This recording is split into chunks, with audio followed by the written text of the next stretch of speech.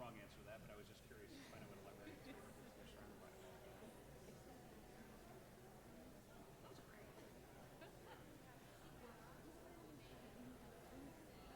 Sure. Sure.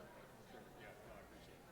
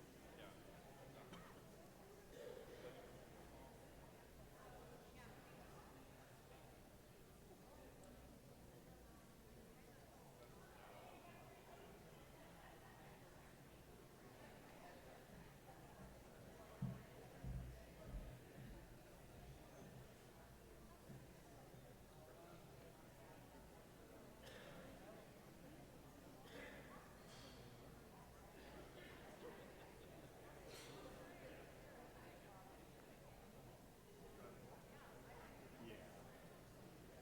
From my father. Dropped dead. Oh, that's yeah, that's true. That's such a pretty family. That's always fun. Yeah.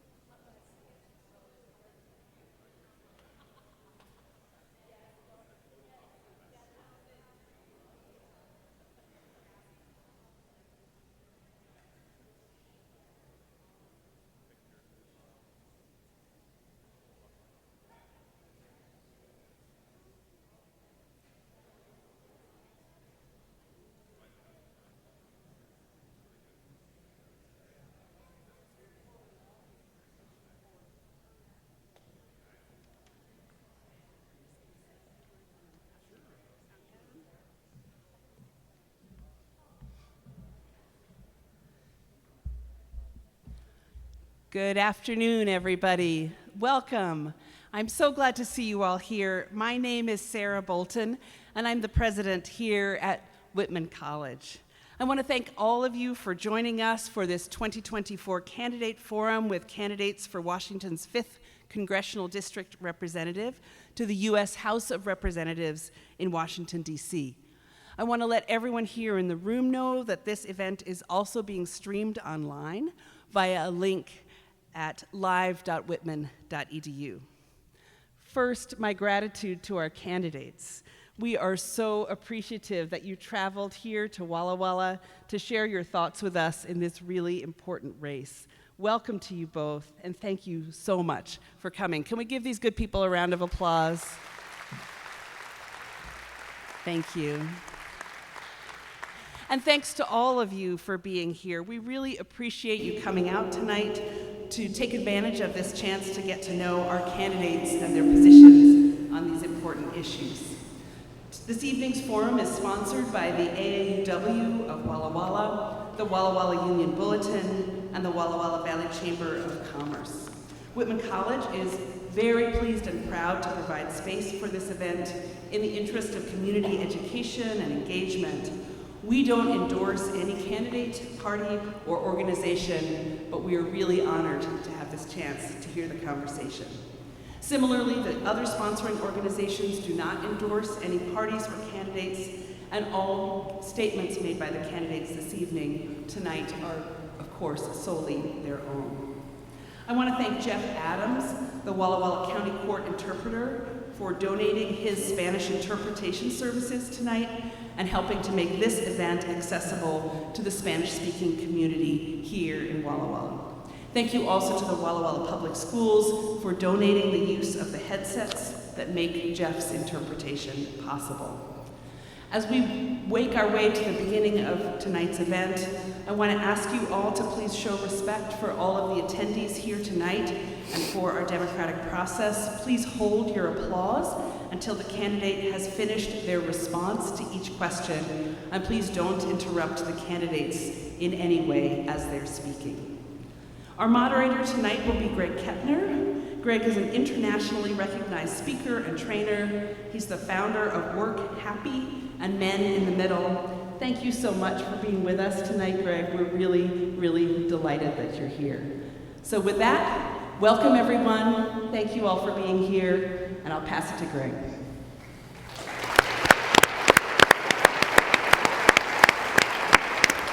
Thank you, Dr. Bolton, and thank you all for being here tonight.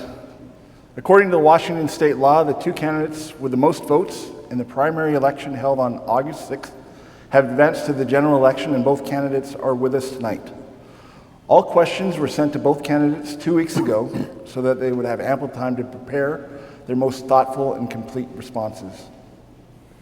Each candidate will have 4 minutes to respond to each question, and there'll be a timer that will let them know when it starts at 2 minutes and when their time is done.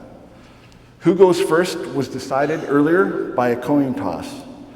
And I'm happy to introduce the two candidates for our 5th Congressional District Representative, Carmela Conroy and Michael Baumgartner.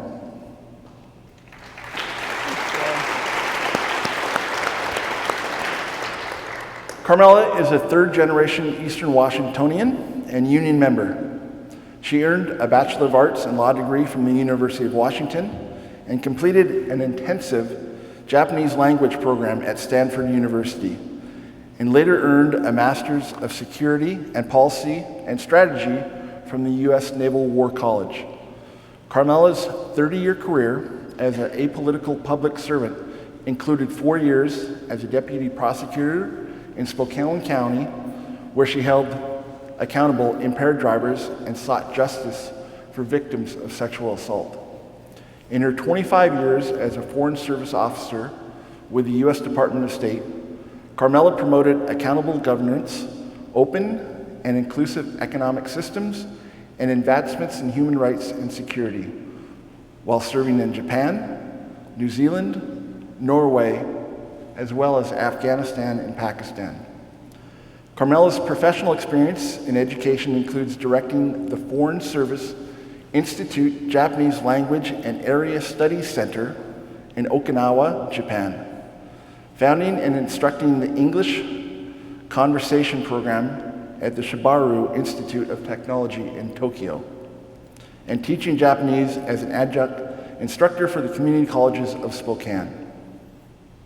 While working at the U.S. Embassy in Japan, Carmela was mentored by Ambassador Tom Foley, and ever since has applied her knowledge to our local values to find common sense solutions to complex problems. So Carmela, arigato and konnichiwa, which is thank you and hello. Michael Baumgartner grew up surrounded by the Palouse wheat fields in Colton and Pullman. He is the son of 2 lifelong educators. His mother, a beloved Pullman kindergarten teacher, and his father, a Wazoo forestry professor.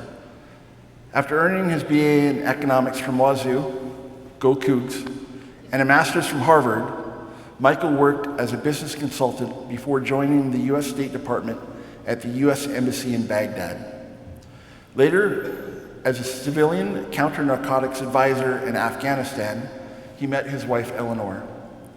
After returning home, Michael was selected state senator for the 6th Legislative District, where he served for 8 years, leading the successful effort to reduce college tuition and working across the aisle to bring a new medical school to Eastern Washington to help train rural doctors. As current Spokane County Treasurer, he has overseen the Public Investment Fund that has returned more than $120 million to local government. Michael and Eleanor, along with their 5 young children, are very involved in youth sports, scouts, and Sunday school. Their family loves camping and hiking all over Eastern Washington. Michael is running for Congress to protect the American dream, and one of hope, of strength, and of promise for a better future for our kids, to ensure they inherit the same chance that we all had. So thank you, and hello, Michael. Thank you. All questions are shared, like I said before, with both candidates 2 weeks ago. Each of the candidates will have 4 minutes, and the timer will go off when the red light comes on. And now we will begin according to the coin toss. Our first candidate, Carmela, so the first question is to you. As a member of Congress, how would you work to address housing needs in the Walla Walla area, including increasing the supply of affordable housing at all income levels? Greg, thank you for that question. And I'd like to thank Whitman College, all the faculty and staff here, the folks keeping Cordiner Hall running, the American Association of University Women, and our audience who's watching tonight, and anytime, whether you're watching live here in the hall or virtually from home, or sometime in the future you watch the video of it. There is no greater need in a democracy than an informed and voting populace. So thank you so much for taking time out of your busy lives to come today. And thank you to the students and other folks who submitted these questions for us to talk about. I have loved traveling around this district, and everywhere I go, not just in Walla Walla, but in Clarkston, in Spokane, in Republic, in Newport, people are talking about how expensive it is to get into housing at really almost any level of income. And I'm proud to know that the cities of Walla Walla, as well as the city of Spokane, in advance of the state doing so, made it easier for homeowners in our towns to be able to use our homes more flexibly, to put apartments either to rent or to let other people use in our own homes, or to build duplexes or to build little cottages on our properties.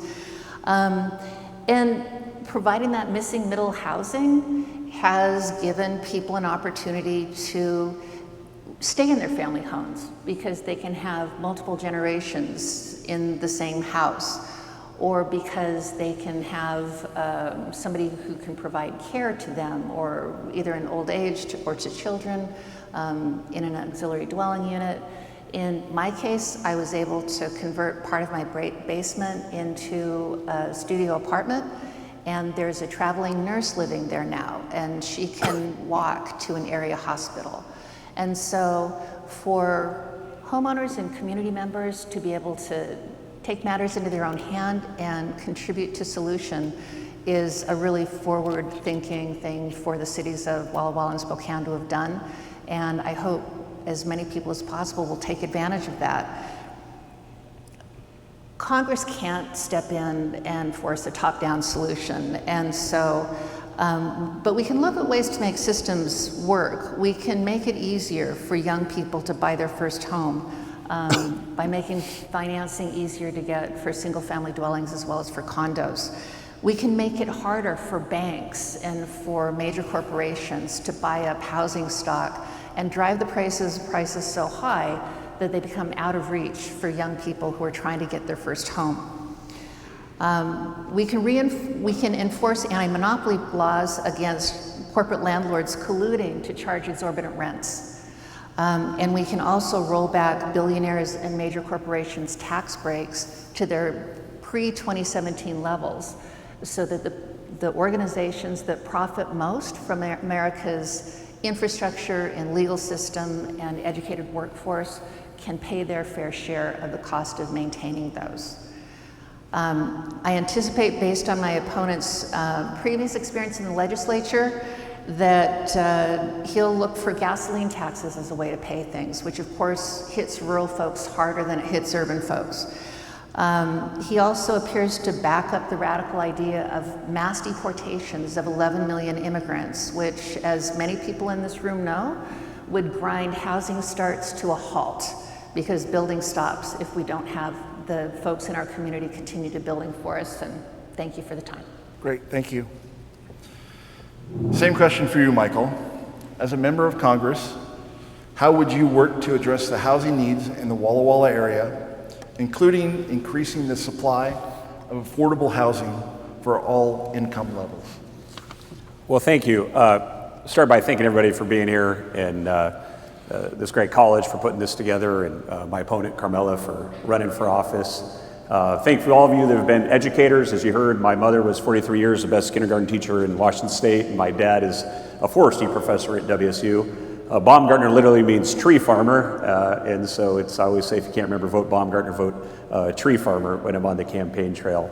But for those of you that are educators, I spent a little time teaching college myself in between WSU and Harvard. I spent a year with the Jesuits in Mozambique, teaching at Catholic University there, and then when I was at Harvard, I was a teaching fellow in economics, taught 2 classes at Harvard, and then I taught at Sciences Po, also in Paris, a counterinsurgency course. And usually when I was teaching, if I had a classroom like this, I would demand all the students come to the front and sit closely, but maybe we sit a little farther in the back. You know, on housing, it is such a big issue right now. I just look at my own experience. My wife Eleanor and I, we met in Afghanistan, we came home, and we were able to buy our house, kind of fixer-upper 100-year-old craftsman in Spokane, for about $300,000 back in 2013. You know, that house today, if you look on Zillow, you know, is about $800,000. There's no way we could afford it. You know, we were blessed, not by anything that we did, just by time and circumstance, but when we were able to purchase our house. And if you look at America today, those people that own their own homes and those folks that have investments in the stock market, they're getting that equity appreciation, they're doing pretty well. But if you're a renter or you're someone that doesn't have savings, you're absolutely struggling in this economy. And your lack of an opportunity for housing is imperiling your chance at the American dream. So when I talk about running for office because I want to ensure that American dream, not just for my kids, but for everybody kids in the state, housing is absolutely a centerpiece of that. Now, one of the challenges with housing is just the things that government is doing to make it more expensive, and that's a real challenge in this state. We have the 6th highest housing costs in the country, and 1/4 of the cost of a house in Washington State is because of the regulations that Olympia decides to impose on housing. So it is a choice of government to make housing more expensive in this state. Now, I'm running for Congress. I've been to Olympia. We fought those battles in Olympia, but we'll continue to be a voice when I'm in Congress. Hopefully, knock on wood, I get that. I win that vote. But you know, one of the things that's challenged now is we have this tremendous inflation that is impacting so many families in Eastern Washington, and we see it all the time with my 5 kids. You go to the grocery store now, compare what it used to be 4 or 5 years ago. You know, inflation is a phenomena of too much money chasing too few goods, and when we had the COVID shutdown, it locked down supply, and then at the same time, government threw so much money into a lockdown system, you had dramatic price inflation. And so if we can wind that back and have sensible spending, you'll see prices for goods. Anybody that's been Home Depot during the COVID lockdowns and after know how much a 2x4 costs before and after. So it's going to be a combination of putting more housing on the market, is government spending better to bring the costs down, and then also reducing the kinds of regulations that make it so expensive in this state as well too. And you know, it's just not fair that some of us, because we were born in a certain era, should be able to afford a home, and then young people trying to enter the workforce today are faced with this tremendous burden. So it absolutely is one of the top issues, and if I get to Congress, I'll be fighting every day to reduce that regulation and increase that housing supply and try to give everybody the chance to own their own home, because that should be part of the American dream. Thank you. Thank you, Michael. Don't go too far. The Okay. next question's back to you. What are 3 concrete steps that you believe should be taken to address homelessness in our district? Some notable concerns in our area are access to clean and sober housing, access to transitional housing for recently released inmates, and access to permanent supportive housing for those transitioning out of homelessness. Yeah, another key issue affecting so many communities in Eastern Washington. So when we think about housing, we can think about kind of 4 factors. When we think, homelessness, we can think about 4 factors. So the first one is just, are houses available and how much do they cost? And we just kind of talked about that in the last answer.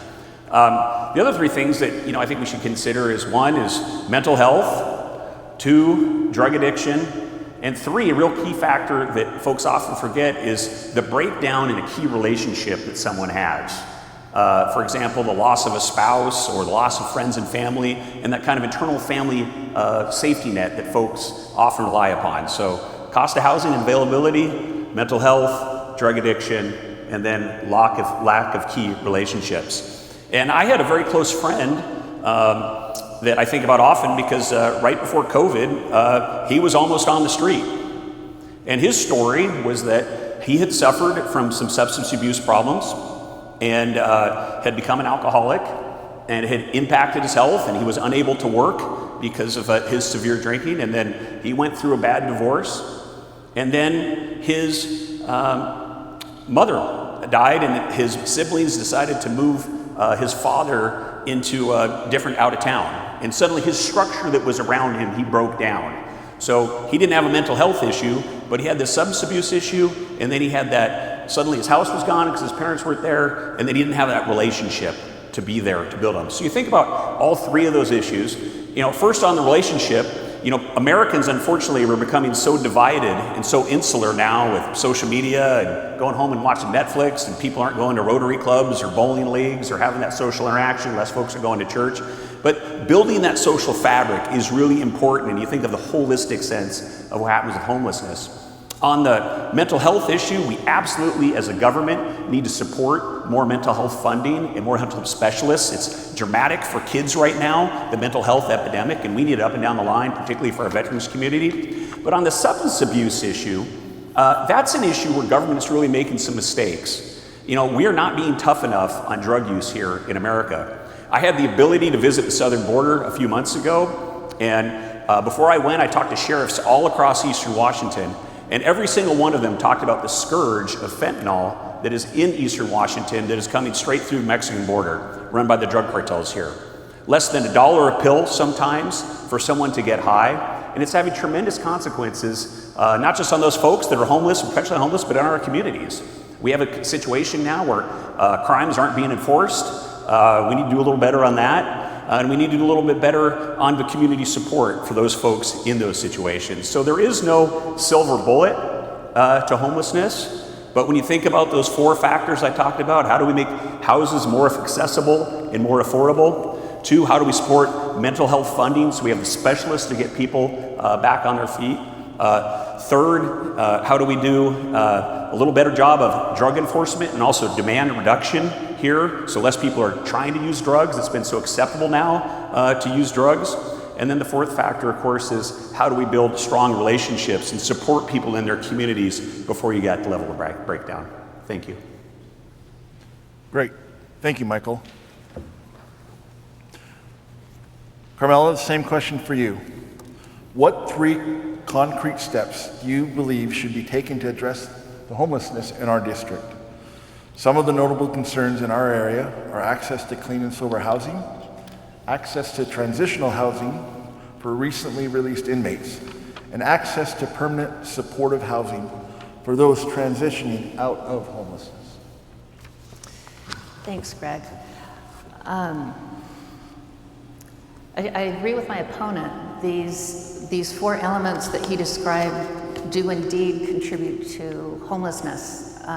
Across our district and really nationwide, there's been an epidemic of homelessness and of isolation.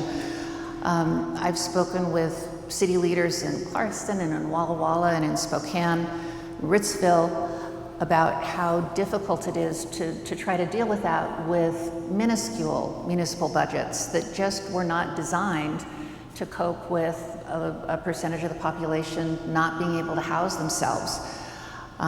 When we had a cold snap in Spokane, I volunteered at one of the warming centers that a local church had set up for people who were experiencing homelessness. And once people got inside and warmed up, got a cup of soup into themselves and a slice of bread, it became real clear that they were suffering from untreated mental illness or possibly substance abuse. It's hard to tell. I'm not a psychiatrist, I don't even play one on TV. But it was clear that these were folks who needed support for their behavioral health, for their mental health, and without that support, they were never going to be able to meet their basic needs like keeping a roof over their own heads. And so it really is important that we step in. And that means finding public funding not just for the behavioral health and addiction treatment, but also for supportive housing while that's going on and while people are unable to earn the livings that they need to be able to support their own basic needs. And we have to bear in mind that for some people, they will never be able to work to support their basic needs. And the mental hospitals that were closed 40 or 50 years ago because of abusive treatment or vulnerable persons being traumatized, it might have been well intended, but we need to get better systems in place so that people who lack the personal infrastructure, the family infrastructure, still have a place to go other than under a bridge. We should also expand funding so that family members can be paid to provide in-home health care to members of their family. It is the cheapest way to treat people and house people is to provide a little bit of government support so that a family member can afford to stay home, keep that same roof over their family's head, and provide the support that they need with some training. One good way we could start with that is to provide this support, funding for the support for veterans. And the Helping Heroes Act is a bipartisan bill that's being presented both in the House and the Senate, and I would definitely like to see that move through.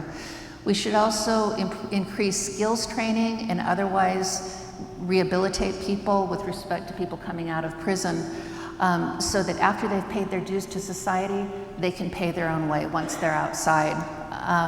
And finally, finding funding for local solutions for not-for-profit temporary housing for those folks who are going through some sort of turmoil that means for that particular episode, they need a little bit more help to get on their feet before they get out into the world again.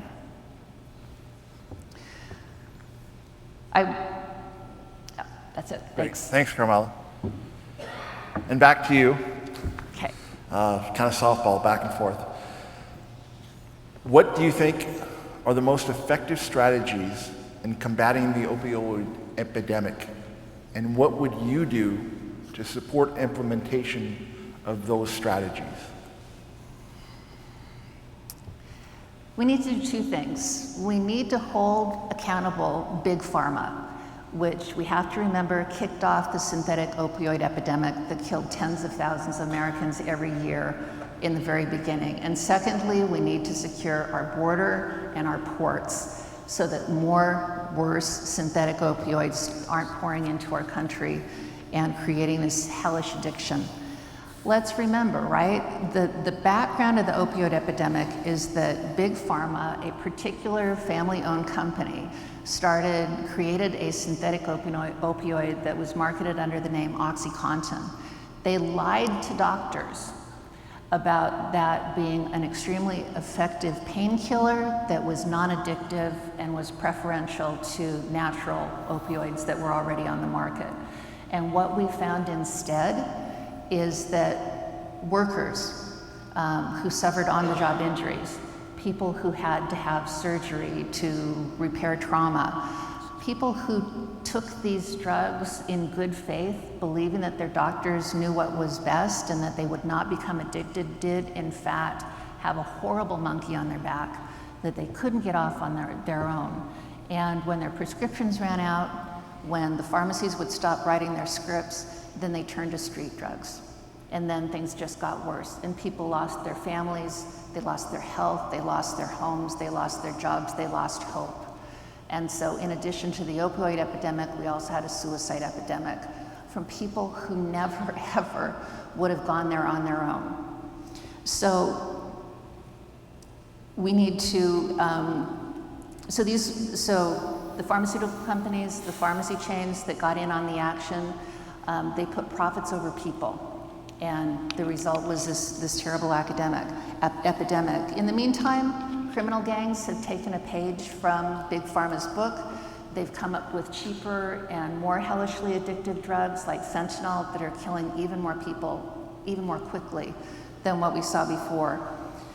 As a former deputy prosecutor and national security professional, I take our security very seriously, and I believe that better federal interdiction of smuggled drugs is vital. Not just synthetic opioids, but every other kind of poison that comes into our country. We need to empower the Justice Department and State's Attorney General to go after the bad actors, whether they're big pharma or criminal gangs, and get money out of them to help support that. Washington's Attorney General has brought in $1.2 billion to be spent in communities in Washington State over the next 17 years. Treatment, harm reduction are best handled at the local level, and there are new studies showing that it is having a positive impact, but we need to do more.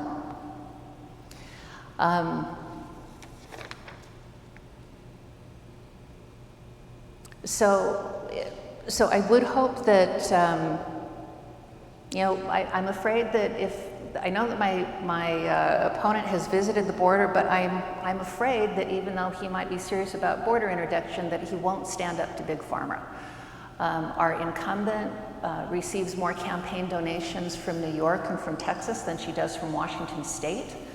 A lot of those are connected to Big Pharma. We need to continue to keep caps on prices for treatments and continue to go after those who are accountable, to hold people, the businesses accountable who profited from the misery of the American people.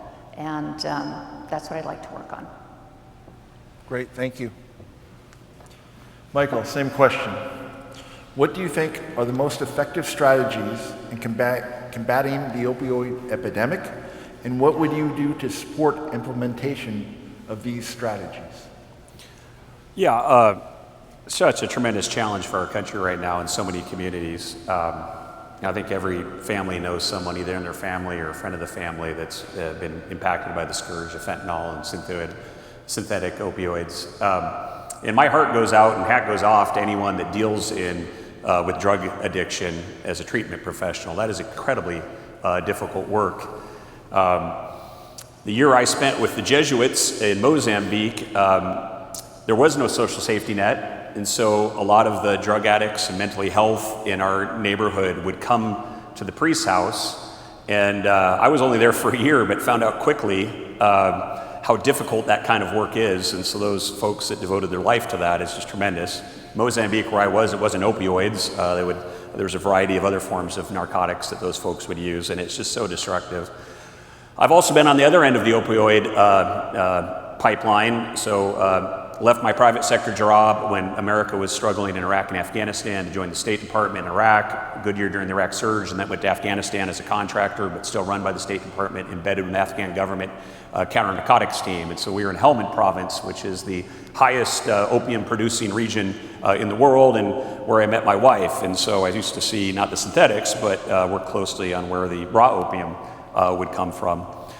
You know, now in America, obviously we've talked a little bit about the border and absolutely the scourge that it is there. Again, we have to look at demand reduction. That's one of the things that almost never gets talked about now. What are we doing in our communities to teach people of the harm of using narcotics? I think I was someone that supported the legalization of recreational marijuana because I didn't think government was doing a great job of policing it relative to the cost benefits and the impacts. But it's become too accepted now in American society to use narcotics and too celebrated. You look at what they did in Montana with meth, Montana Meth Project, any of you that are familiar with that, and kind of the social stigma they put around using meth. We need to look at some of those things for fentanyl. But when it's $1 a pill and it's coming in from Mexico, it is so tough to deal with. And that's why our most important international relationship is with our southern neighbor.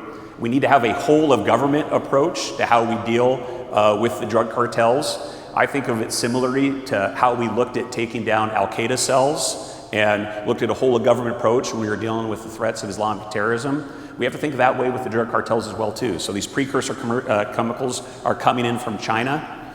Well, what's our interdiction plan there? They're getting mixed in Mexico, and it is so also destructive to the Mexican government and our neighbor to the south. There were over 30 assassinations this year in the Mexican elections right on communities on the Mexican border, on the Mexican side of the border, because those drug cartels want to control those networks. And so it's destabilizing our southern neighbors. So we have to take a whole of government, I would call it a counterinsurgency approach, same kind of mindset to we do, not the Reagan era war on drugs, but looking at all components of it, and also to include demand reduction here at home, because $1 a pill, people perpetually getting in high. I don't know about you guys, but I am scared to death of my kids being around fentanyl with how dangerous it is, and have known too many families that I've heard from on the campaign trail that have lost loved ones to this deadly scourge. So it is something that is going to take more than just a silver bullet to push back on a whole of government approach that includes a better relationship than we have right now with our Mexican neighbors to the south. Thank you. And back to you, Michael. The next question. The success of Walla Walla's agricultural, construction, and healthcare industries depend on the work of our significant immigrant population. How do you plan to ensure that the needs and concerns of these communities, regardless of immigration status, are effectively represented? Yeah, that's a great question. One I hear from frequently is folks are exceptionally concerned about the border, this open border that we have, but also a lot of folks that have members of their community that are immigrants, and have a labor force that relies upon immigrants, and how do you balance all those factors and come up with a solution? I have the benefit when I think about this of being married to an immigrant. So my wife was born in Britain, and when we met, and she came here and we started our family. I remember going through that immigration process, and my mother-in-law is a little hard on me sometimes about taking her sweet Eleanor to America, and I like to tease her back. So the day Eleanor became an American was one of the proudest days of our lives, and she was so proud to become an American, and I joked at that time that maybe we should go to the Monroe Street Bridge next to the courthouse in Spokane and throw tea into the river, but she thought maybe her parents would be a huge fan of that. But in any event, we're not going to get anything done on sensible immigration policy in America unless we secure the southern border. And what I saw when I was there in Yuma, Arizona a few months ago was right where the border wall stops. We went out there at about 2:30 at night with Border Patrol agents, and we watched drug cartels bring folks up, drop them off, and then walk right around the border and declare themselves as refugees and enter the asylum process. And frankly, what many of them are doing is right now they're abusing America's generosity and the asylum system that we have set up. And I say that as someone that worked with refugees in multiple facets, including my wife and I have helped a number of our Afghan teammates on our counter-narcotics team that are under threat from the Taliban, who are truly our refugees. But a lot of the folks coming into America right now, they're just exploiting a loophole in America's generosity in an open border system. And it's not right, and it's not secure, and you're not going to get any sensible immigration policy done. We should expand farm worker visas in this country, but you're not going to do that until you secure the border. We should expand the ability of those college graduates that have that have advanced degrees to remain here in America, but you're not going to do that with this chaos at the border. And so, there's a comment made earlier by Ms. Conroy about expelling folks. Well, do you know what year was the #1 expulsion of folks, of illegal migrants to America? It was under the Obama administration. 430,000 people were expelled that year. So of course you have to expel some folks. You're not going to have laws unless laws have teeth. But you can't have just an open border and unfettered system. So, I like what Representative Newhouse has done with some of his border attempts at immigration and serving the agricultural community there. I'll have to learn more. Can't commit to those bills yet, but interested to learn more. And I'm, realistic about the labor needs of our country.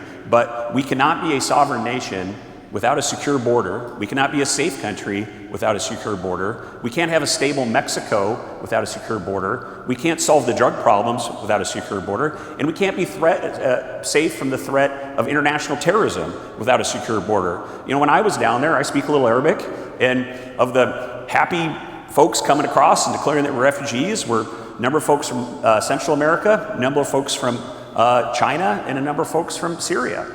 And Syrians were very happy to be there, but that is a hotbed of international terrorism, and they're not being vetted. With the amount of Chinese that are coming into the country, very little happens in China that the Chinese government themselves doesn't know about or isn't in control of. And you bet your bottom dollar that there are Hezbollah, the Iranian-backed terrorist groups are exploiting this loophole. And so anything that you want to do on the border revolves around immigration, revolves around securing that border is the first step. Thank you, Michael. Carmela, the same question for you. The success of Walla Walla's agricultural, construction, and healthcare industries depend on the work of our significant immigrant population. How do you plan to ensure that the needs and concerns of these communities, regardless of their immigration status, are effectively represented? So this room is filled with educators and business owners and farmers and healthcare folks. And you all know just as well as I knew, if not better, that without workers joining our communities from other countries, all of this would grind to a halt. Our community would be poorer, both in terms of culture as well as in terms of economic growth. And we really need the members of our community, regardless of where they were born, to continue to be able to contribute to our economy and to our communities. Affordable health care, quality public infrastructure, infrastructure connecting people to markets, quality public education.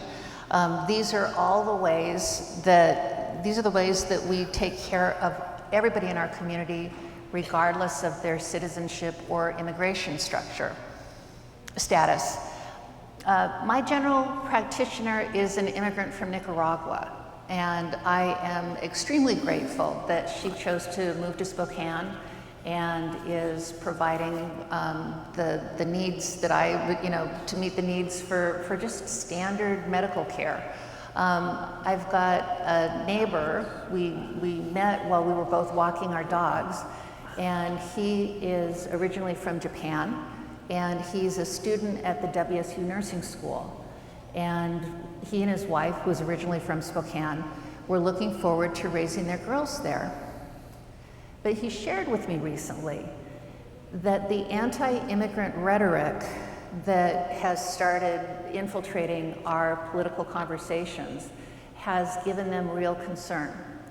And he and his wife have begun discussing the possibility of moving to Japan because they are afraid that their mixed-race daughters will not be safe in the United States of America, depending on what happens in the 2024 elections. So, as a human being, I want to do everything I can as a member of Congress to ensure that my neighbor and my GP and all the other members of our community who are contributing to it will be able to live their lives and raise their families in peace. As a former prosecuting attorney and national security professional, I consider it a matter of enlightened self-interest to make sure that everyone currently in our community feels the security of knowing that their documentation will be processed, that they will not be scooped up because of the color of their skin or the language that they speak, that people will be able to trust the predictability of the process, and that there will be a just and efficient system to decide whether they stay, under what conditions they stay, so that they can continue to contribute or have a decision made on their asylum case, letting them know that they need to go home quickly. And so to say that without a secure border, we can't have immigration reform is absolutely backwards.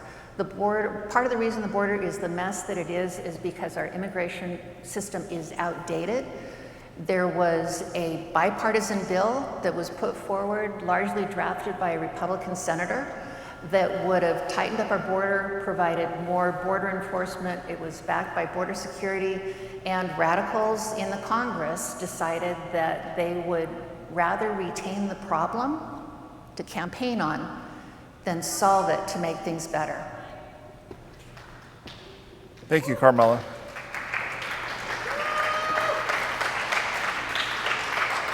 The next question will start with you, Carmela.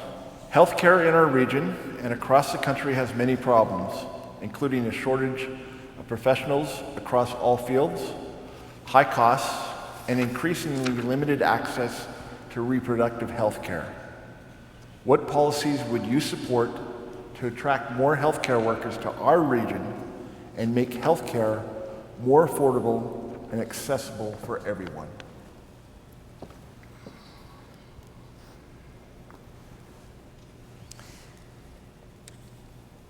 Well, part of it would be to straighten out our immigration system, because that would make sure that we retain people like my Nicaraguan GP and my neighbor, the Japanese nurse. But, you know, Spokane is the biggest healthcare hub between Seattle and Minneapolis-St. Paul.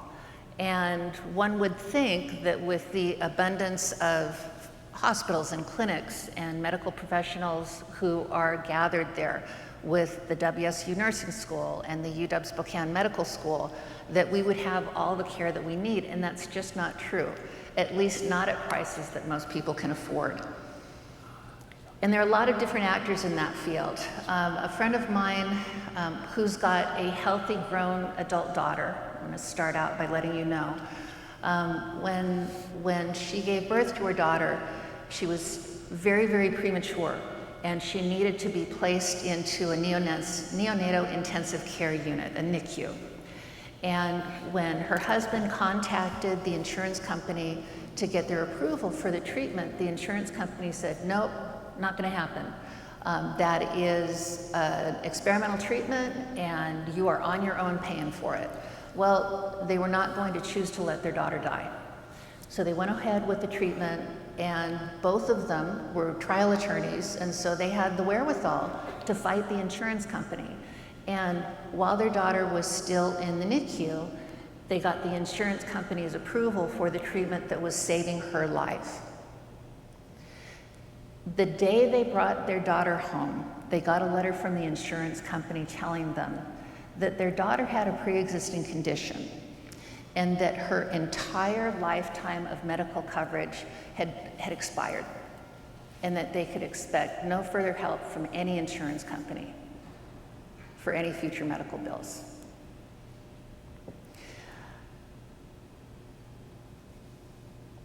We have to make sure that we maintain the Affordable Care Act and expand it to include more people in our country, so that people have protection from being denied care because of pre-existing conditions.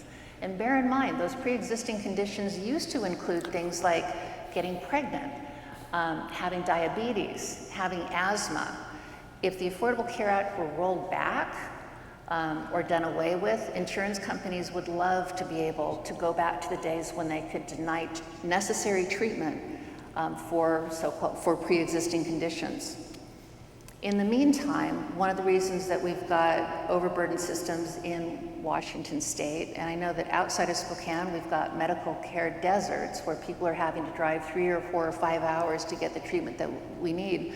Our system is filling up with patients fleeing Idaho's radical anti-abortion laws. And while we must absolutely allow women and girls to come to us from wherever they are to seek life-saving care, we also have to make sure that we can reinstate the nationwide freedom to reproductive health, not just in the states that decide to do that, but every place an American woman or girl might choose to live her life, or even just visit or take a job. We have to expand the federal government's authority to negotiate Medicare pharmaceutical prices for Medicare patients beyond the 12 that the Congress was able to get a couple years ago. We also have to expand access to federal grants and loans for students in trade schools and community colleges who are learning to be medical techs and dental techs and take up other jobs to care for us early in life when we're sick in the middle of life and for later life care. Thank you. Same question for you, Michael. Healthcare in our region and across the country has many problems, including a shortage of professionals across all fields, high costs, and increasingly limited access to reproductive health care. What policies would you support to attract more healthcare workers to our region and make healthcare more affordable and accessible for everyone? Yeah, thanks. That's a great question. We absolutely do need more doctors, and I'm very proud that maybe one of my most impactful bills I ever worked on when I was in the state Senate, and certainly my personally favorite bill I ever worked on, was the bipartisan effort to create a new medical school in Eastern Washington. Just kind of take you the background of that, because it is interesting how the sausage is made. There was a really dumb 100-year-old law, actually in statute, that the University of Washington had a monopoly on medical education in this state, and that Washington State University was actually prohibited by law from having a medical school. And the monopolist wanted to keep their monopoly. And I remember meeting with Dr. Elson Floyd and the Spokane community, and of course we have these wonderful hospital systems in Eastern Washington, and we needed the doctors. We needed the doctors. We needed the doctors in rural area. We needed a medical school focused on bringing doctors to rural areas. Well, UW didn't want to give up their monopoly, but we, in a bipartisan fashion, it wasn't Republican versus Democrat. Some it was East versus West. Some it was Coug versus Husky. But at the end of the day, common sense prevailed, and we whooped UW like the Cougs just whooped them in the Apple Cup a couple weeks ago. And we got that medical school, and we needed it. And the great thing about competition is UW didn't want to give up on the Spokane market, and they teamed up with Gonzaga. And now we have more doctors being produced in Spokane than they do in Seattle. And we need them. So that's winning when you're an elected official and working in a bipartisan fashion. That's the same kind of spirit I want to take to Congress.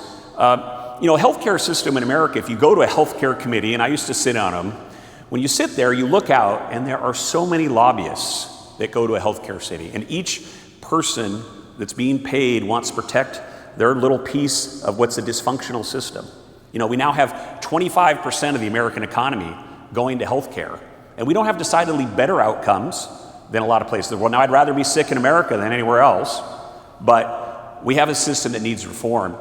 The problem with Obamacare was that there's two fundamental big challenges in the American healthcare system. One is access, and the other is cost. And Obamacare sought to look at the access piece before it looked at the cost piece. And if they had reversed that, first trying to bring those costs down, then you could have expanded access. But right now we have a system with $35 trillion in debt and growing, 25% of our economy, and a system that fundamentally is unsustainable the way it is. Now, not a lot of good came out of the COVID era with the lockdowns and everything, but one of the pieces that did come out is there was a real increase in improvement in telemedicine. So that's a good example of something where people are more comfortable meeting doctors online for smaller issues, and that's an issue that Congress needs to support so we can bring costs down. We also need to incentivize wellness. We also, a big thing that Congress can do is price transparency. I doubt many of us have any idea how much we're actually paying when you go to see the doctor. Well, there is no other area of the economy where you just consume a good without knowing how much you're paying for it and how much it costs. I remember when we had our first kid, I asked the CEO of Providence Healthcare, what is the standard price, no complications, for having a pregnancy at your hospital? She didn't know the answer because it depended on the negotiation with the insurance company and how they were subsidizing those folks that didn't have insurance. Well, you're not going to solve the issue of price for healthcare costs in this country unless you have transparency and you give incentives for folks like us to be involved in that decision making, because it'll just go back to that committee hearing room with all those lobbyists from the hospitals, the insurance companies, Big Pharma, the Nurses Association, everybody, all wanting to protect their piece of the pie. So again, we need to look at cost before access and look at putting individuals in charge. Thank you. Thank you, Michael. Back over to you, Michael. Sure. The next question. What would you do to lower cost burdens for our farmers, including the lack of the right to repair farm equipment? Cost for farmers, you said? Yeah. So one of the great things about Eastern Washington is it's such a wonderful district, from up north by Colville in the forests and the mountains, down through Spokane and the West Plains near Cheney, and in the Palouse region where I grew up, and down here to lovely Walla Walla. I bet every member of Congress says they have the best district in the country, but I really believe it, and it really is a phenomenal place to be. Obviously, agriculture is very close to my heart. Right now, farmers are absolutely getting hammered by the cost of fuel. Again, part of that is a decision that government has made to make fuel more expensive in this state. One of the reasons what Olympia has done is you have in your state constitution, you have an amendment in your state constitution which says tax is supposed to go to roads. Other folks, special interests in Olympia, wanted access to that money, so they passed this Climate Control Act. Instead of putting a tax at the pump, they put the tax at the refinery. It's an end around the Constitution, and it's having a significant impact on farmers. Talk to anybody that's access to diesel. So if you want to bring fuel costs down, that's a very big piece of it. To do that, we need to bring more American energy to market. We need to look at reforms to the regulation around some of our refiners to make those fuel products. So that would be a big piece. You talked about right to repair. I do think you have your own piece of farm equipment. You have to look at that. I like the approach the Farm Bureau has taken, where they're working collectively to also respect the interests of the intellectual property of folks that produce that farm equipment. But yeah, if you own something, you want to tinker with it, you ought to be able to do that. But you have to think about the impacts that government is having, whether it's environmental or regulatory or others, and the liability issues of if that farm equipment is being tinkered with or being improved. But I would say, first and foremost, I talk to a lot of farmers. I have a tremendous amount of farmers supporting me, and I would say their number one issue right now when it comes to cost is the cost of fuel. And that is absolutely something that government has made worse of its own choosing, and so that's the first place we would start. Great, thank you. Over to you, Carmela. Again, the question is, what would you do to lower the cost burdens for our farmers, including the lack of the right to repair farm equipment? Thanks, Greg. So Greg mentioned earlier, I'm the third generation of my family from Eastern Washington. My paternal grandparents were born my grandpa in Waukon and my grandma in Colfax. And their first date was at a grange dance. They'd met working a wheat harvest. And I grew up in Spokane. It wasn't like wheat fields were part of my everyday viewing, but my mom had an aunt who'd married a guy out in Lynn, Washington. And so summers in high school, my brother and I would go out and work harvest. And summer of 1980, which I know some folks in the room weren't around yet, but summer of 1980, the wheat harvest came after Mount St. Helens had visited us over here in Eastern Washington, or a significant chunk of her. And there was a lot of anxiety in the community out in Lind about whether they were still going to have a crop. And they had crop insurance, and they knew they could rely on crop insurance, but they didn't want to have to rely on crop insurance. And as it turned out, it was a bumper crop. it was a really good year for dryland wheat. The ash didn't do anything to the crop itself. But what the ash did do was beat the heck, use a G-rated version, beat the heck out of the farm equipment.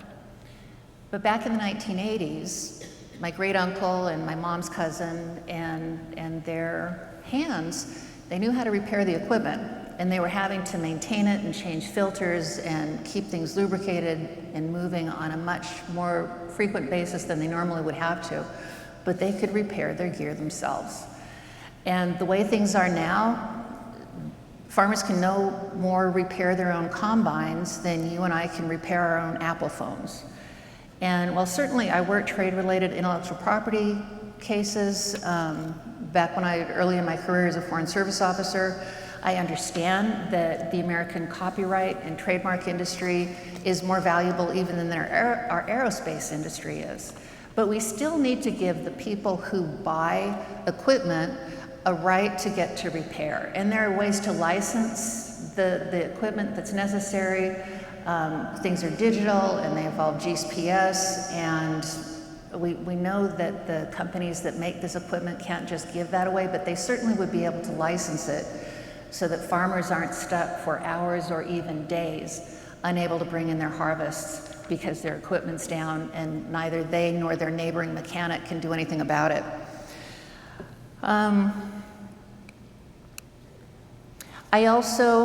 One of the things that we would also do to support farmers would be to pass the farm bill on time. Every 5 years, it's predictable. We know that farmers need the predictability of knowing what their crop insurance is going to cost and what it's going to cover. Farmers need to know that they're going to have access to their biggest markets, which for Eastern Washington farmers, those are export markets in Asia.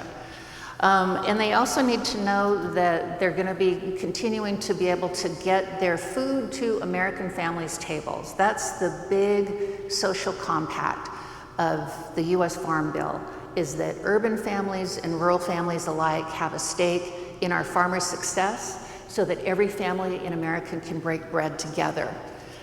The shenanigans going on currently in the House of Representatives by radicals who keep inserting poison pills so that we can't get a farm bill, is that maybe so that they can see 2025, Project 2025 farm to come to pass and eliminate the USDA's ability to deal with food welfare, to offer proper crop insurance, and to offer farmer support in getting their things to export markets? Maybe.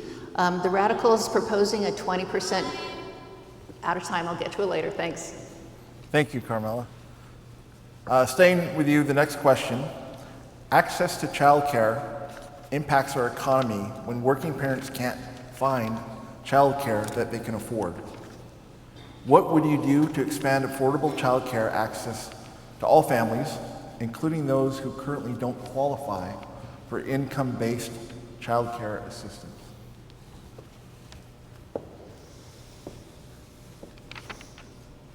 So when I returned home to Spokane in 2020, after I ended my career in federal service, I also bought an old house on Spokane's South Hill. And I'm kind of handy. I learned how to apply bathroom tile because I couldn't find a mason who could do it for me. But I had lots of other contractors who were helping me do things. And in scheduling those contractors, you know, there was one guy who could never come to work on a Monday morning, and there was another guy who could never come to work on a Wednesday afternoon. And when we got to know each other a little bit better, it turned out that they were grandpas. And as grandpas, they had a shift of the child care support for their grandchildren. And so it took everybody in the family to make it possible for working class families to be able to go to work and maintain the income that they need in order to be able to afford housing and food and all the other necessities of life. But quality childcare is as expensive as a college education is, and we all know how expensive a college education has gotten. And it's also really difficult for people who would like to open their homes to provide health care to others to get certified to do so or to get the training to do so.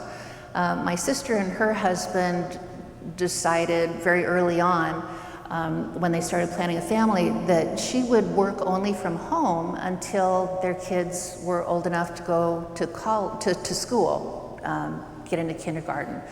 And so my sister, who was college educated and very bright and very hardworking, started down the path, right when they knew they were pregnant, started down the path of getting her house certified and herself certified, and jumped through all the hoops that were necessary in order to be able to advertise her services and be an above board daycare center. And there was tremendous demand for those services, but it took her almost until my oldest nephew was born. It took her the better part of 9 months to be able to get through the paperwork. And that was somebody with a really good education who was really willing to work and had the full support of a full-time working husband to let her do that. We need to make it easier for child care providers to get licensed and to get trained so that they can provide the quality health care or quality child care. I think we should also restore the childhood tax credit. We know that that lifted about 5 million American children out of poverty.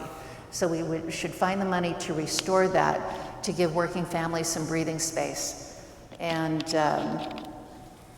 go on and pursue the American dream. Thank you. Michael, same question. Access to childcare impacts our economy when working parents can't find childcare that they can afford. What would you do to expand affordable childcare access to all families, including those who currently do not qualify for income-based childcare assistance? Yeah, thank you. Great question. One a lot of families are struggling with.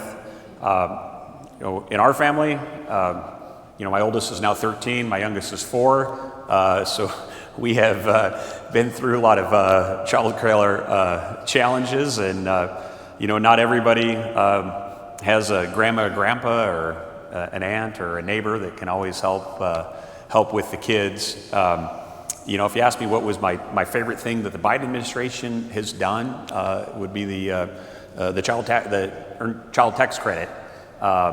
I think it's something that needs to be renewed and looked at, because there's a lot of families that just need help with their kids. But we also can't just look at, I think that has to be part of the solution. I think we have to think innovatively about how many families interact with their government and what's going on right now and what could be part of the solution. And we put more money as a public into K through 12 education than any other form of government at your local level. And I think there's some things that we can do differently in K through 12 education that can help with this challenge. Right now, we still have an agrarian-based K through 12 system where we have this tremendous amount of time where people don't go to school during the summer. Now, if you're from a well-off family, or you have the privilege of having parents that really care about education, you're going to camps all summer. But if you're from a disadvantaged family or a broken home, there's so much lost learning that happens during the summer. And so we ask our K through 12 schools to do a lot, but I think with the amount of resources we're putting into them, that we can do a little bit more. What about more after-school programming so those working families have a place their kids can continue to learn during the summer? And that doesn't mean the same amount of work for the same amount of money. I'm talking about being innovative and doing performance pay for teachers that can teach more after school or during the summer.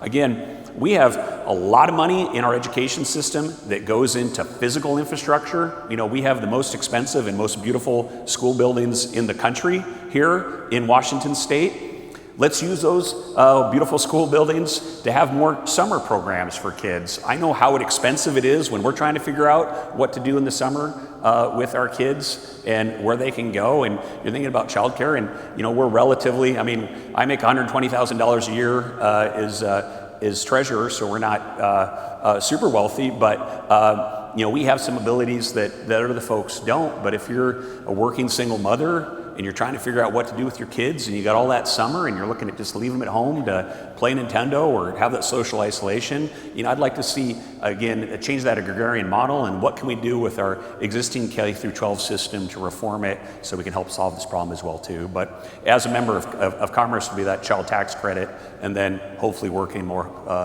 collectively and cohesively on some innovation that can come as well too, because Right now, the cost it is to have kids, it's a big disincentive for some folks to be able to grow their families and start their families in the way they want, and that's part of the American dream that we're fighting for as well.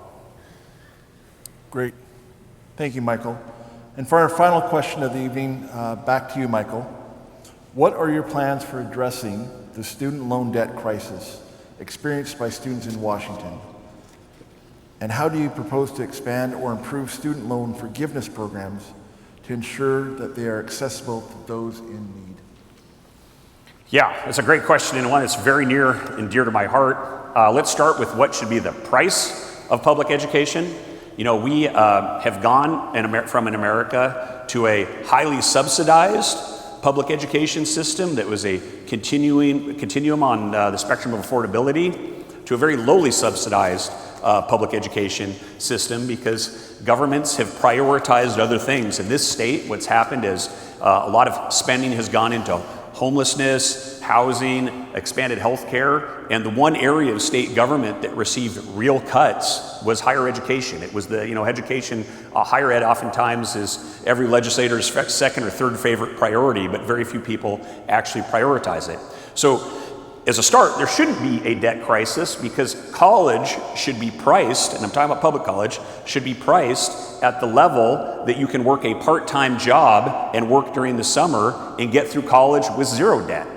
So that should be the price in terms of what we're actually pricing it at. And what has happened in America in the last 20 years is a lot more student aid has been made available, and universities have essentially sucked up all that aid by inflating the price of school, hiring many more deans, many more thickness of bureaucrats that run universities. And the problem with an 18-year-old is they don't know the difference between $600 in debt and $6,000 in debt because they've never had to have a job and pay it back. And so, there are things that happen in the American education system. I know, in 2017, I taught at Sciences Po, which is the kind of the Paris or the Harvard of Paris. And there isn't a single building at Sciences Po, the best university in France, that is nice as any K through 12 high school, modernly built K through 12 high school in Eastern Washington. So we just spend a lot more, and not to mention our universities, which, nobody there, when you wanted to get a house, the students had to go find their own house. They didn't have a layer of thickness of student housing services and deans just trying to teach them how to go rent a room. They didn't have ice rinks and indoor gyms and country clubs. I remember my father telling stories when he did his PhD at Michigan State. They were in an old building that had been a World War II barracks, and the radiators did all the work. But they had higher educational requirements that people doing PhDs now get because they just made it work. So again, the price has to be affordable, but we can't allow universities and the bureaucrat thickness just to take all the money from the debt. So probably my second favorite thing I did when I was in the state Senate was help lead the effort for the only tuition reduction in American history. When, as Republicans, we took control of the Senate, I said, hey, look, we're not going to win a K through 12 spending war with the Democrats. We put a ton of more money into K through 12, but we could do things in higher ed for pennies on the dollar. And we actually dropped the price of tuition at WSU and UW by 15%, and at our regional universities by 20%. Now, UW didn't like this because they wanted to price closer to an Ivy, and some of the other publics didn't like it, but we backfilled them, we made it work. But the goal should be that there's zero student debt because not everybody needs to go to college, but you ought to be able to go through college for the price level that gets you through it debt-free with a part-time job and working in the summer. Great. Thank you, Michael. And now back to you, Carmela. What are your plans for addressing the student loan debt crisis experienced by students in Washington? And how do you propose to,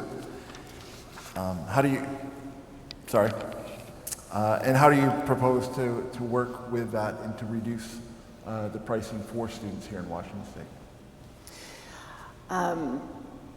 So I agree with Michael on this. The cost to students of going to school has increased dramatically. And when I went to a public university in Washington State, it was less than $1,000 a year for full-time tuition. And when about 40 years ago, the federal government stopped giving money to colleges and instead switched that over to grants and loans to students, and expected the states to pick up the tab instead. Very few states could afford to pick up that tab, especially a place like Washington State, which doesn't have an income tax. So for kids with a blue-collar background back in the day, 40 years ago or so, we could get by with a combination of grants and small loans and even working minimum wage jobs part-time. We could pay the cost of school. So I get very frustrated listening to baby boomers, yelling at kids these days, kids, get off my lawn and pay for your own tuition, because they ignore the fact that minimum wage has hardly budged, while the cost of college tuition to students, even for a public school, has just gone through the roof.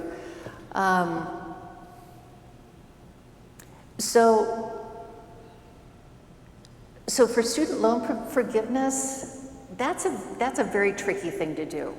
But the federal government should do things to make sure that students aren't being crushed under those loans. One thing I would like to see is the federal government make available grants and loans, not only for students who are attending or aiming at four-year universities, but also for students who want to go to trade schools and tech schools. I think that we can help guide students who are first-time college attenders by providing federal funding only to accredited schools, so that for-profit universities that just churn students through and take as much money from them as they can, regardless of whether those students are ever going to be able to complete the program, that stops, and that students aren't saddled with this unsurmountable, undischargeable debt. And we should also make federal grants and loans available for students who are seeking not a four-year degree, but the sort of a technical degree or apprenticeship program or a community college degree that could give them a good blue-collar job at family supporting wages, so that all kids, regardless of what their aspirations are, has support from us as a broader community and from the federal government overall to make that happen. Oh, and the other thing that I would do, I guess, one type of loan that I would like to see forgiven is the public service exception. The contractors were playing shenanigans with public school teachers and police officers and other folks, prosecutors and defense attorneys, who provided 10 years of public service in the expectation that their loans would be forgiven, and then in the end, they weren't.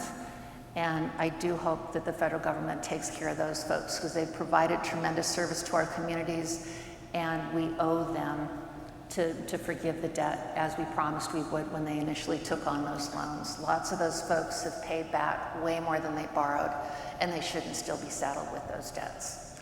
And I thank you for your time. You said this was the last question. Thank you for your time and attention, and I very much look forward to coming back.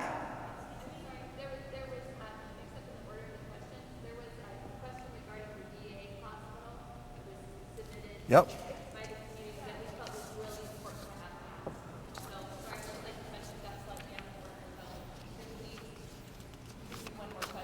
Sure. Just one moment, everybody, sorry.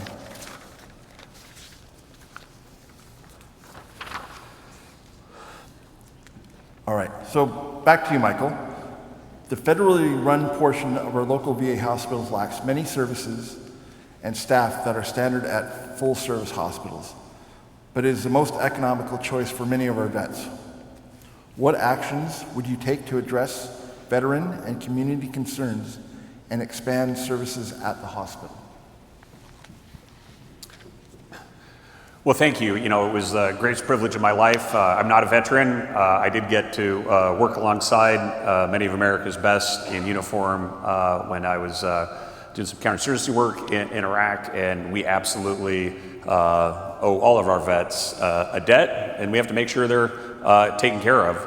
I'm pleased there's a vet hospital here in Walla Walla. If I do have the privilege to be being your next member of Congress. I will fully support getting it the resources it needs to be successful. I'm very proud that we have a very strong group of veterans for Baumgartner. They've been involved in the campaign. We meet regularly, and I hear frequently of the challenges and the frustrations from our veterans community at getting that support. I think every veteran who served deserves our support, but in particular, those folks that serve in the wars on terror, the operational tempo of those engagements. I had it easy when I was in Iraq. I was state, so even though we were in some very dangerous situations very frequently, I was there of my own choosing. It meant I could leave if I wanted to.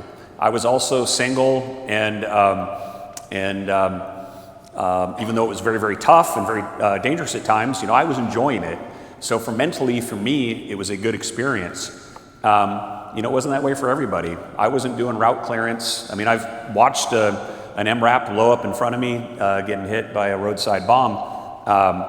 But the guys that had to do route clearance every day, those folks working in an insurgent environment where you don't know if that little kid might be hiding a bomb, or that one of your buddies gets hit, and you're trying to figure out the mental toll that takes. And then, I remember guys that I was out there with, that I used to play basketball with at the embassy, that were on 15-month deployments when they had families at home.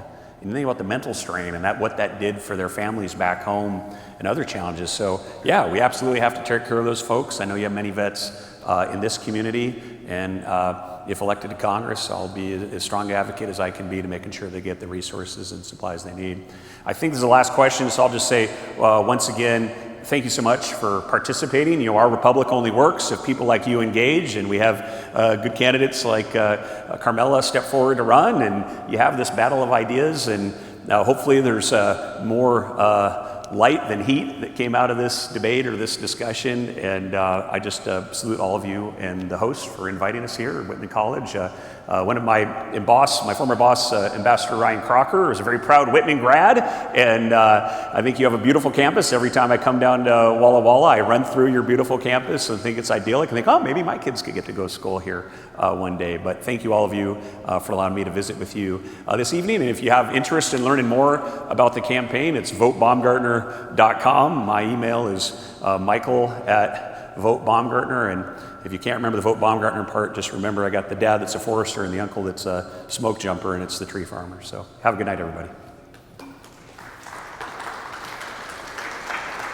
Thank you, Michael. And back to you, Carmelo. The federally run portion of our local VA hospital lacks many services and staff that are standard at full-service hospitals. But it is the most economical choice for many of our vets. What actions would you take to address veteran and community concerns and expand services at the hospital?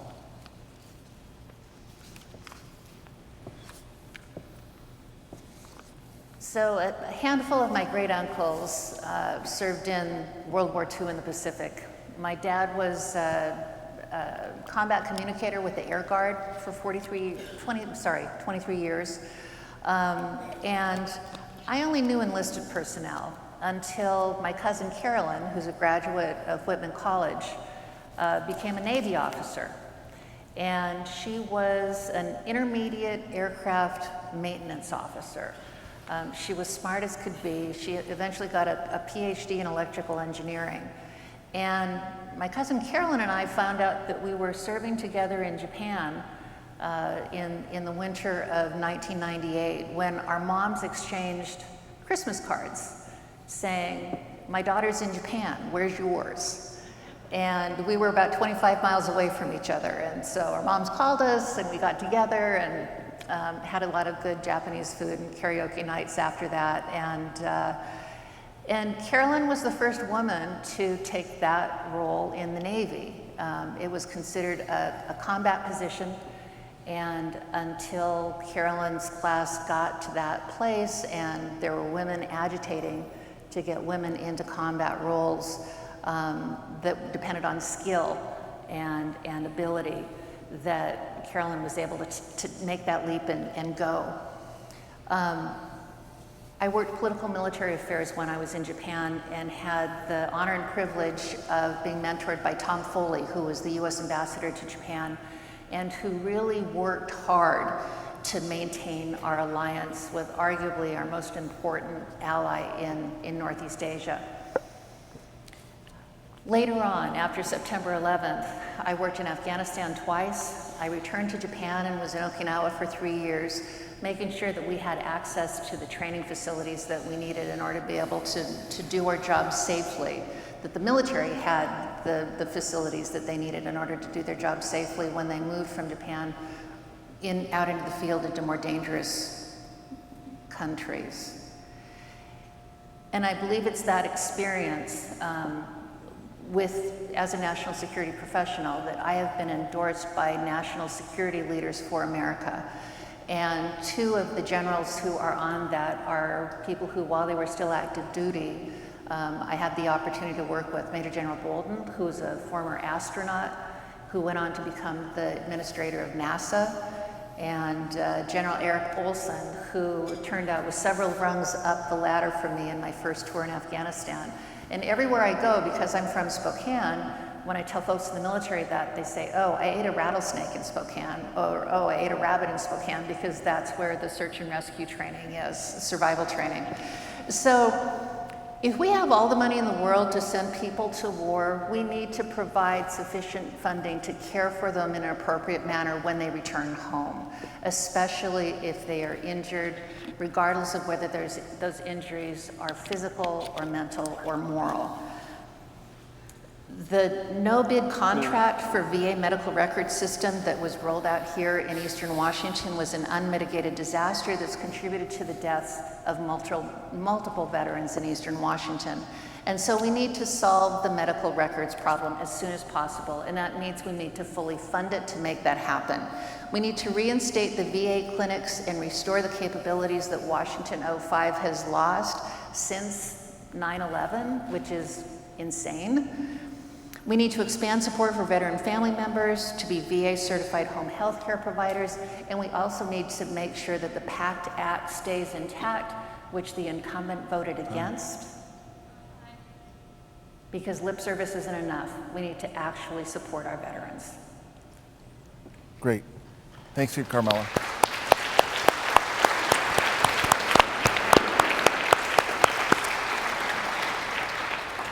Thank you both. That concludes our forum tonight. Thank you for being here. I want to thank both Michael and Carmela for being here and sharing with us their vision. Also want to thank our sponsors, AAUW of Walla Walla, the Walla Walla Union Bulletin, and the Walla Walla Valley Chamber of Commerce. Sure, why not? Thank you. Thank you especially to our host, Whitman College, and Dr. Sarah Bolton for the use of this space, and to Jeff Adams for volunteering to be our interpreter. Please join us next Tuesday, October 1st, beginning at 5:30 at the Performing Arts Center at Walla Walla Community College campus, where we'll hear from candidates for our 16th Legislative District Senator and state representatives from Olympia. Ballots will be mailed to voters beginning Friday, October 18th, and must be postmarked or returned to a ballot drop-off box by Tuesday, November 5th. More election information is available from the Office of the Washington Secretary of State Elections Divisions or the Elections Department of Walla Walla County Auditor's Office. And please, remember, get out and vote. Thank you, and good night.